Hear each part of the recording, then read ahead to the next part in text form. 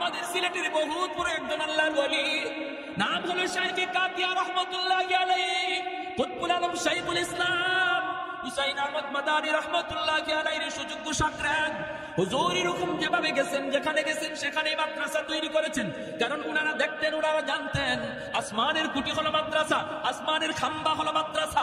মাদ্রাসা যেখানে হবে এখানে রহমত থাকবেই থাকবে। যেদিকে গেছেন ওই দিকেই মাদ্রাসা তৈরি করেছেন। এজন্য বিদাতীদের দল, ভণ্ডদের দল হুজুরকে হত্যা করার জন্য ওরা ষড়যন্ত্র করে। ওই মৌলবীর কারণে তো আমরা গান বাজনা করতে পারি না, আমরা এক্সিবিশন করতে পারি না, যাত্রার প্যান্ডেল করতে পারি না। এই মৌলবীর হত্যা করা ছাড়া কোনো উপায় নাই, উপায় নাই। আল্লাহর ওলির কাছে একবার ডাকাতের দল ভরা মৌসুম, আপনারা জানেন সিলেট এলাকাতে অনেক বেশি বন্যা হয়। একবার এরকম বন্যা হয়েছে, বন্যার ভিতরে মাদ্রাসায় ডাকাতের দল নৌকা নিয়ে মাদ্রাসায় হাজির হয়েছে। হুজুরের কাছে এসে বলতেছে, হযরত আমাদের এলাকার 2 গ্রামের ভিতরে প্রচন্ড ঝগড়া, যে কোনো সময় খুনাখুনি হয়ে যেতে পারে। আপনি যদি না যান তাহলে মানুষ কতজন খুন হবে এর হিসাব নাই। সবাই এক বাক্যে মেনে নিয়েছে, আপনি যেই সমাধান দেবেন এই সমাধান সবাই মেনে নিবে। ভাটি এলাকার মানুষগুলা হুজুরকে এইভাবেই মানত, এইভাবেই শ্রদ্ধা করত। হুজুর যেই জায়গায় যে হাজির, প্রচন্ড মারামারির ভিতরে মায়ের থেমে যেত। চতুর্দিকে উপরের দিকে এরকম ভাবে ফায়ারিং হচ্ছে, কিন্তু আল্লাহর ওলি মাঝখানে যে যদি দাঁড়াইতেন, সাথে সাথে দোনো পক্ষের রাগ গুসা পানি হয়ে যাইত। আল্লাহু আকবার। এত বড় বুজুর্গ, এত বড় আল্লাহর ওলি ছিলেন। হুজুরে বলতেছেন, ঠিক আছে বাবা, তাহলে আর দেরি নাই, তাড়াতাড়ি চলো, তাড়াতাড়ি চলো, আমাকে নিয়ে চলো। এই বইলা আল্লাহর ওলি তিনি উঠলেন নৌকায় উঠে গেলেন। জানাজানি নাই, কাউকে বলাও নাই, উঠে গেলেন। কারণ আল্লাহর ওলিরা তারা সর্বদা মনে করতেন মুসলমান কখনো মিথ্যা কথা বলতে পারে কিছু, যে আগে যায় বলতো তার কথাই বিশ্বাস করতেন। পরে যদি একজনে যায় বলতো হুজুর কত আপনার কাছে মিথ্যা কথা বলছে, তখনই ধমক দিতেন। মুসলমান আবার মিথ্যা বলে নাকি? সুবহানাল্লাহ জোরে কর না। যে মুসলমান আবার মিথ্যা বলে নাকি? আগের জনে আপনারা মিথ্যা বলছে এই কথাটা বোঝানোই যেত না। কি বুঝলেন? আমরাও মুসলমান, তারাও তো মুসলমান, ঠিক না? উনি নৌকা উঠছেন, নৌকা উঠতে ডাকাতরা লয়ে যাইতেছে হাওর এলাকায়, সিলেটের হাওর এলাকায়। অসুবিধা দিতেছে আপনাদের ভাই? অসুবিধা দিতেছে? শীত, এই যে কুয়াশার পানি পড়তেছে, কিন্তু কষ্ট হইতেছে আপনাদের। এখন হাওরের মাঝামাঝি গেছে, একদম হাওরের মাঝামাঝি। হুজুর বলতেছে, কি রে বাবা, ওই গ্রাম তো এত দূর হওয়ার কথা না, তোমরা আমার কোথায় নিয়ে যাচ্ছ? না হুজুর, এই যে চলে আসছে আর অল্প সময়। মূলত ওদের টার্গেট হলো একদম হাওরের মাঝামাঝি নিয়ে হুজুরকে একদম জবাই করবে, জবাই করে হাওরে ফেলাই দেবে। হাওরের মাঝামাঝি নেওয়ার পরে ডাকাতরা তাদের চেহারা পাল্টায় ফেললো। কাছে আইসা কো, মৌলভী প্রস্তুত হয়ে যাও, আমাদের দীর্ঘদিনের চেষ্টা, তোমারে খুন করব। তোমার কারণে আমরা গান বাজনা যাত্রা প্যান্ডেল কিছুই করতে পারি না। খালি যাবাই যাও, ইবাই যাই তুমি মাদ্রাসা, যেখানে যাও সেখানে গান বন্ধ করে ফেলো, ঠিক আছে? আজকে তোমার জীবনের শেষ দিন, তুমি প্রস্তুত নাও। আল্লাহর ওলি বলেন, আমাকে একটু সুযোগ দিবানি 2 রাকাত নামাজ পড়ার। কোনো অসুবিধা নাই, শেষ জীবনের শেষ নামাজ পড়তে চাও, নামাজ পড়ে নাও। আল্লাহর ওলি 2 রাকাত নামাজে দাঁড়াইলেন নৌকার ভিতরে। যেই মাত্র নামাজে দাঁড়াইলেন, সাথে সাথে প্রচন্ড ঝড় তুফান শুরু হয়ে গেল। এমন তুফান, এমন ঝড়, মুহূর্তের ভিতরে আকাশের রং চেঞ্জ। আল্লাহর ওলি এখনো নামাজে সালাম ফেরান নাই। এমন ঝড়, নৌকা ডুবে যাবে। আর এটা এমন এক হাওর, সুনামগঞ্জের ভাটি এলাকার হাওর। এই হাওরে যদি নৌকা ডুবে, হুজুর তো মরছেন, কিন্তু ডাকাইতে একটাও বাঁচবে না। এখন ডাকাতের দলগুলি কয়, তাড়াতাড়ি নৌকা সামাল দেওয়া, আগে মৌলবীরে আগ পরে মারবো, আগে নৌকা সামাল দিয়ে নিজের যান বাঁচাও। ওরা তুফান আর ঝড়ের কবল থেকে নিজেকে বাঁচানোর জন্য নৌকা সামাল দিতে লাগলো।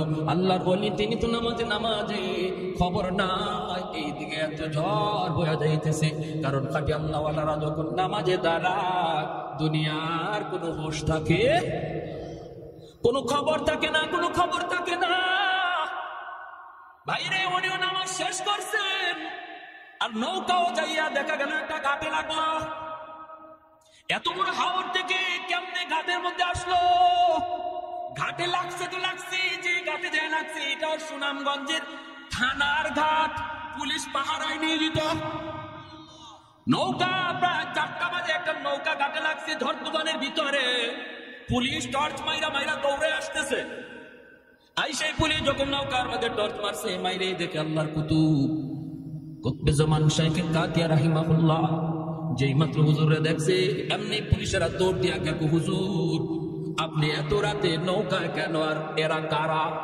যেই মাত্র কইছে এরা কারা, ডাকাতের দল দিশা দিশা পায় না, কোথায় থানার আমরা ছিলাম, কোথায় কেমনে থানার ঘাটে এসে লাগলো, হায় আমরা কার বিরুদ্ধে লাগছিলাম। হুজুরের পায়ে পইরা পা ধইরা মাপ চাওয়ার, হুজুর জীবনের জন্য তওবা করলাম, গুনাহ তো সারছি আজীবন আপনার খাদেম হইয়া থাকবো, আমাদেরকে আজকের মতো বাঁচান।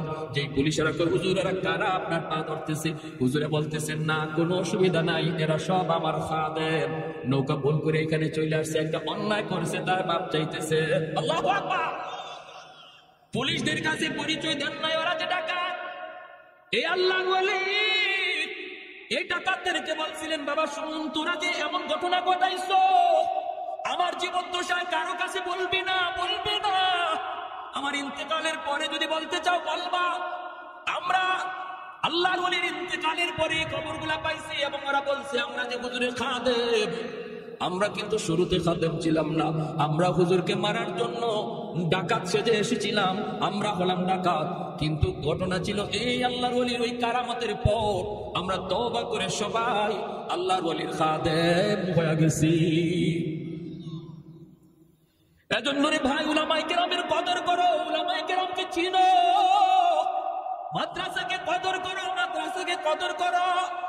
আল্লাহ নবী রহমতের নবী বলেন হাফিজে কুরআন জান্নাতের দিকে যায়, আর আল্লাহ আমার মা কই আমার বাবা কই, আল্লাহ কইবো যাও তার আব্বা আম্মারে জাহান্নাম থেকে উঠে আনো। জাহান্নাম থেকে বাপ্পারে যখন উঠে আনবে তার দাদা দাদি নানা নানি তখন কইটা কইবো বাবা তোমরা তো তোমাদের সন্তানের উসিলায় আজকে জান্নাত পেয়ে গেছো, কিন্তু সে তো আমাদের নাতি, আমরা তো কত আদর করছি, কত মায়া করছি, আমি নানা আমি নানি কত মায়া করছি, আজকে আমরা বিপদে পড়ে গেছি বাবা, তোমরা তো মুক্তি পেয়ে গেছো। আমার ভাইটারে বইলে একটু সুপারিশ করার জন্য তার আব্বা আম্মা আয়েশা তার সাথে তার নাতির দিকে রওনা দিবে, কিছু দূরে যাই এই বাপ মা থেমে যাবে, ছেলে কইবো আব্বা তুমি থামছো কেন, আম্মা তুমি থামছো কেন, তখন মায় কানবো বাবায় কানবো, কান্দা কইবো বাবা তুমি যদি তোমার বাপ মা সারা জান্নাতে না যাও আমরাও আমাদের বাপ মা সারা জান্নাতে যাইবো না। তখন আল্লাহ কইবো যাও তার দাদা দাদি নানা নানিরে তুইলা আনো। দাদা দাদি নানা নানিরে তুইলা আনার সময় এলাকার মানুষেরা তাদেরকে দইরা বলবে বাইরে তোমরা তো মুক্তি পেয়ে গেছো নাতির সুপারিশে, কিন্তু আমরা ওই এলাকার মানুষ যে এলাকার মাদ্রাসায় পয়রা তোমাদের নাতি হাফেজ হইছে আলেম হইছে, আমরা ওই এলাকার মানুষ, আমরা মাদ্রাসাকে কদর করতাম, আমরা তার থাকার জায়গা করে দিছিলাম, খানার ব্যবস্থা করে দিছিলাম, আমরা তার সহযোগিতা করেছিলাম। একটু যায়া বইল মালিকের কাছে আমাদের জন্য যেন একটু সুপারিশ করে।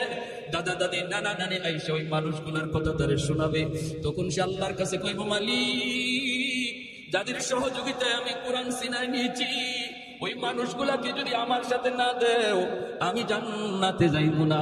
আল্লাহ পাক তখন কইব যাও মানুষগুলোর জাহান্নাম থেকে উঠে আনাও। উঠে আনার পরে একজনে কইব হুজুর আপনি আমারে চিনছেননি, আনাল্লাযী সাকাইতুকা মা, আমি আপনাকে একদিন এক গ্লাস পানি পান করাইছিলাম, আনাল্লাযী ওয়াহাবতু লাকা উযুয়া, হুজুর আমাকে আপনি বুঝি চিনেন, আমি আপনারে একদিন এক বদনা ওযুর পানি দিছিলাম। নবী বলেন এইভাবে অসংখ্য মানুষ, কেউ কইব এক বস্তা দুই বস্তা চাউল দিছি, কেউ কইব আমি 1000 টাকা দিছি, আপনি যেই মাদ্রাসায় পড়ছিলেন এই সহযোগিতা পাইয়া সিনায় আপনি কোরআন নিছেন। আল্লাহ পাক কইব ফেরেশতারা আমার কোরআনের পাখিরে যতজনে চিনতেছে আর সে যতজনকে চিনে কোরআনের ইজ্জতের খাতিরে বরযাত্রীর মতো তার সাথে জান্নাতে দিয়া দাও। শামসুল হক ফরিদপুরি রহমতুল্লাহি আলাইহি বহুত বড় একজন বুজুর্গ ছিলেন, আপনারা নাম হয়তো শুনেছেন, সদস্য হুজুর হিসেবে সবাই চিনে। তিনি দীর্ঘদিন দারুল উলুম দেওবন্দে লেখাপড়া করেছেন। হুজুরের বাড়ি হলো এই যে গোপালগঞ্জের গহরডাঙ্গা। হুজুর একদিন যাবেন ঢাকা থেকে গহরডাঙ্গায়, নৌকায় উঠছেন, এই নৌকায় যখন উঠছেন তখন রাত হয়ে গেছে, ওনার বাড়ি পর্যন্ত নৌকায় পৌঁছায় দেবে। মাঝিও হুজুরের বাড়ি চিনে, অনেক প্যাসেঞ্জার নৌকায় উঠলো, ঘাটে ঘাটে মানুষকে নামায়া হুজুরের ঘাটটা একবার সব শেষে মাঝি কয় হুজুর আমি রাত 6টা বাজুক আমি আপনার বাড়ি পৌঁছায় দেবো, হুজুর আমি আপনারে চিনি, হুজুর একটু দোয়া করবেন। হুজুর ঠিক আছে বাবা চলো।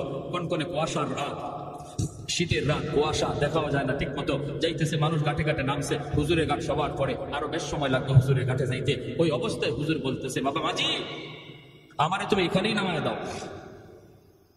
কি কন এখানেই নামায় দাও? কেন? বাবা আমার এখানে নামা।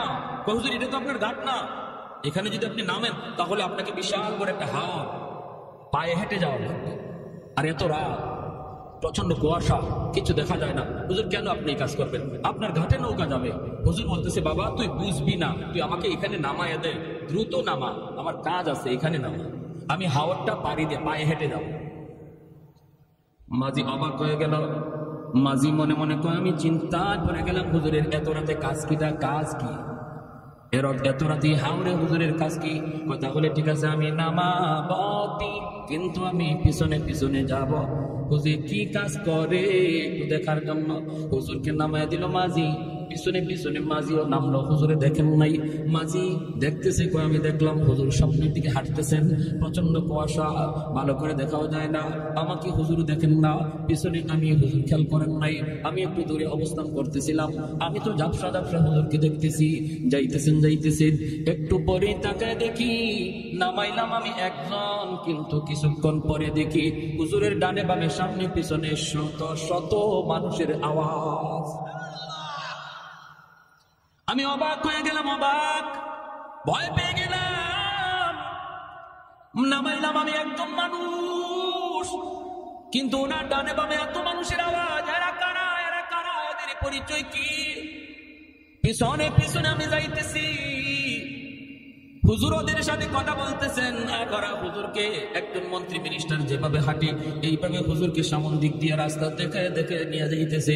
বাড়ি পর্যন্ত যাওয়া মাত্রই আমি দেখলাম লোকগুলা আর কেউ নাই, সবাই অদৃশ্য হয়ে গেল।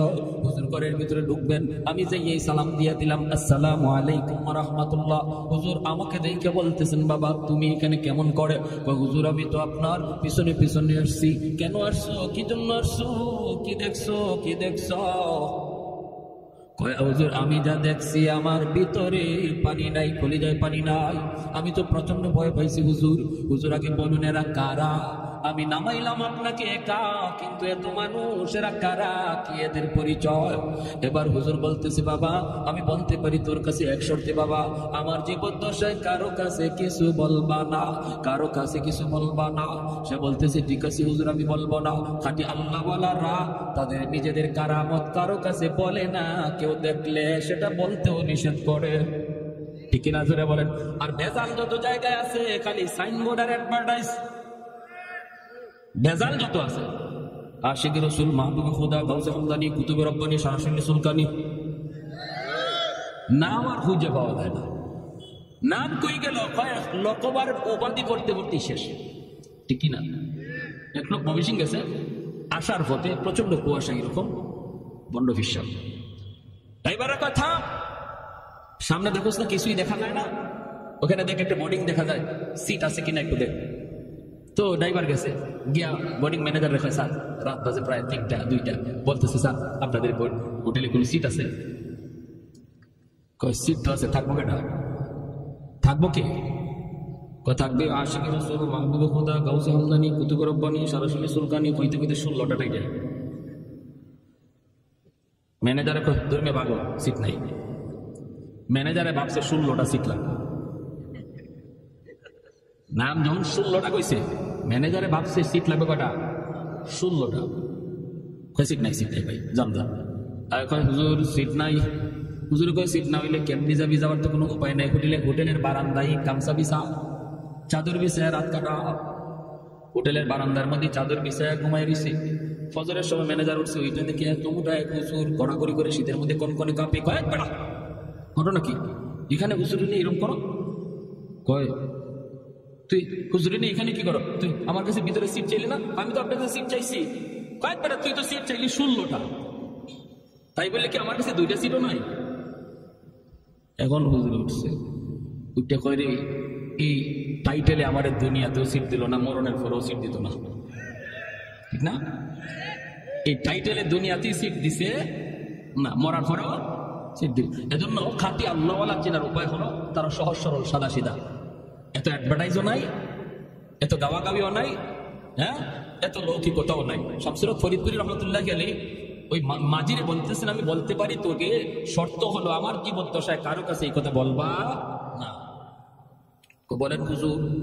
বাবা আমি যখন নৌকায় ছিলাম, এই নৌকায় থাকা অবস্থায় এই এলাকার জিন্নাতের সর্দার আমার কানে কানে আইসা সালাম দিয়ে কয়, হুজুর আমরা আজ অনেকদিন যাবৎ আপনার অপেক্ষায়, আমাদের ভিতরে অনেক সমস্যা চলতেছে, কেউ কারো কথা মানে না, এমন দ্বন্দ্ব কোনাকুনি হওয়ার সম্ভাবনা আছে। এক পর্যায়ে আমরা সবাই একমত হয়েছি, যতগুলি সমস্যা আছে সবগুলির সমাধান আপনার কাছ থেকে নিব। আপনি যা বলবেন আমরা সবাই মাথা পেতে মেনে নিব, কেউ আর আমরা কোনো ধরনের বিরোধিতা করব না। হুজুর একটু দয়া করে যদি এই জায়গায় নামতেন, পায়ে হেঁটে যদি বাড়িতে যাইতেন, হাওরটা আমরা পাহারা দিয়া দিয়া আপনাকে বাড়ি পর্যন্ত পৌঁছায় দিব। আর মাঝখানে আমাদের যত যা কিছু জানার প্রয়োজন সব আমরা জেনে নিব। আল্লাহু আকবার। मैं तालिब मौला हूं मेरे इश्क निराला, मैं तालिब मौला हूं मेरे इश्क निराला, है जुमला जहां जिनके तजल्ली से उजाला, है जुमला जहां जिनके तजल्ली से उजाला, ना दर्द जहां गैर खुदा यार नदार, जुज़ याद खुदा ही दिगर कार नदर, जुज़ याद खुदा ही दिगर कार नदर। जोरे कुन अल्लाहु আকবার, আর একটু জোরে কুন আল্লাহু আকবার। তাহলে আল্লাহর নবী বলেছেন উলামায়ে কেরামকে মানব দানব পশু পাখি সবাই শ্রদ্ধা করে, কারণ হলো ওরা জানে উলামায়ে কেরামের উসিলায় আল্লাহ সবাইরে খাওয়াইতেছে। ঠিক কিনা? ঠিক কিনা? আমার আপনার আল্লাহ খাওয়ায় মাদ্রাসার উসিলায়, ঠিক কিনা? আমি মাদ্রাসায় দান করলেও মাদ্রাসা চলবে, না করলেও মাদ্রাসা চলবে, বাকি মাদ্রাসায় আমি দান কইরা মাদ্রাসা টিকায় রাখছি, বিষয়টা এমন নয়, বরং মাদ্রাসায় উসিলায় আল্লাহ আমাকে টিকায় রাখছে।